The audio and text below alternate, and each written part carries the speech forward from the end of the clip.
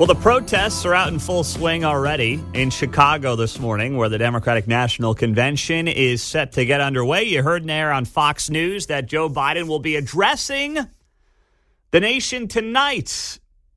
He gets night one. That way the rest of the week can be used for naps. But with that being said, let's take a look at the top 5 storylines to watch in Chicago this week, where the Democratic National Convention is taking place, and something we haven't seen in well over 50 years, where the person who's going to be the nominee has not received a single vote for president in her life, and that would be Kamala Harris.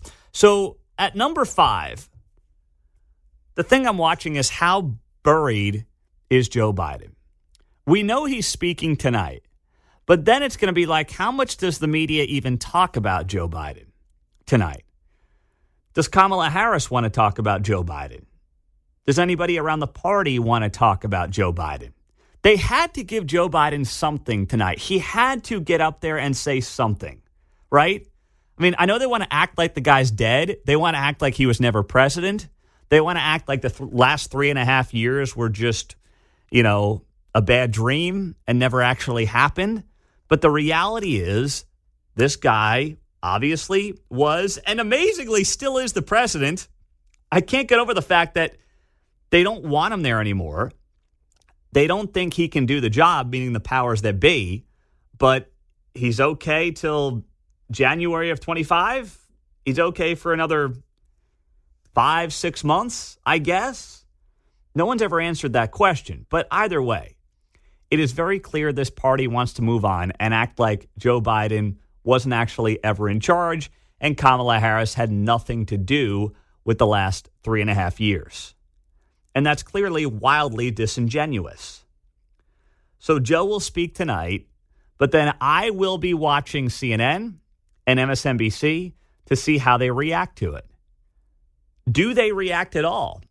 Or do they just pivot forward? Because tomorrow night, Obama's speaking. Obama's going to blow the roof off that place. I mean, say what you want about Obama, but damn, that guy knows how to talk. That guy knows how to deliver a speech. That guy knows how to fire up a crowd. So is tonight, after Joe Biden gets done, is it about whatever Biden says? Or is it like, oh yeah, Joe spoke and tomorrow the boss speaks, Obama? Is it all about pivoting forward? That's what I want to watch. Also, how much is policy actually discussed in the next thing I'm watching this week? We know we're going to hear about, air quotes, democracy. We know we're going to hear about, abortion. Outside of that, how much policy is actually going to take place? I mean, the one time in the last 4 weeks Kamala Harris has talked about policy, she talked about price controls on food on Friday, and everybody lost their minds, including, by the way, the Washington Post, CNN. It was almost universally criticized. Her first major economic plan that she rolled out. So how much policy are they really going to talk? I think we'll get a lot of orange man bad. I think we'll get a lot of saving democracy, says the party who's installed somebody who never received a single vote, by the way, for the White House. And then we'll get a lot of, abortion is amazing and you should all want to abort as much as you want up until 40 weeks and we love abortion and that'll be it. I mean, it's sick, it's twisted, it's gross, but I don't see much else getting talked about on the policy side. What are they going to talk about, the border? Record levels of drug ODs in the country over the last couple of years? Like, what are they possibly going to talk about?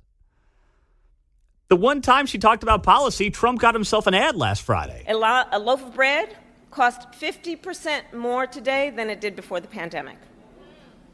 Ground beef is up almost 50%.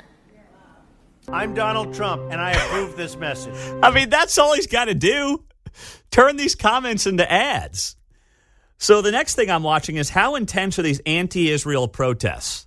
There are tens of thousands of anti-Israel protesters who are right now in Chicago. According to reports, there are going to be 100,000 anti-Israel protesters this week. The Democratic National Convention has installed walls around the convention.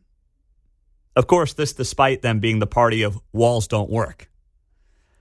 So you're going to have upwards of 100,000 anti-Israel protesters in Chicago this week to protest Kamala Harris. There are signs out there calling her Killer Kamala. Think about it. This is by far the most progressive presidential ticket in modern American history. And it's not progressive enough for these people. Kamala Harris is very much not looking to be a close friend of Netanyahu and Israel here. And it's not good enough for these insane protesters. So how much are they felt in Chicago? How much is their presence apparent in Chicago?